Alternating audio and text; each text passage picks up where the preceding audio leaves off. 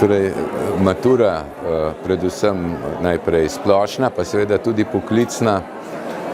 pomenita neko izhodišče ali pa temelj za zagotavljanje določenega standarda znanja na nacionalnem nivoju. Predvsem se mi zdi pomembno, da gre tukaj za eksterno preverjanje, kjer z načelom enakih možnosti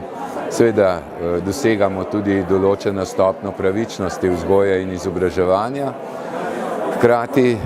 ima pa matura tudi drugo funkcijo in to je tudi eden izmed pomembnih dejavnikov, da jo priznava univerzitetni del, kar pomeni, da se pod več ali manj znanimi pogoji opravijo vsi prehodi iz srednješolskega v terciarno izobraževanje, kar morda za same dijake, ki niso preizkusili sprejemnih izpitov, to ne pomeni toliko, drugače je pa to zelo predvidljiv mehanizem, ki temelji na standardih znanja in vsakomur omogoča pod določenimi pogoji tudi prehod na višji nivo izobraževanja. Po drugi strani pa poklicna matura,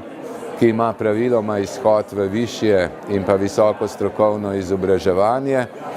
tudi v zadnjem obdobju, sploh pa mislim, da z zadnjo spremembo oziroma s predlogom novele zakona o maturi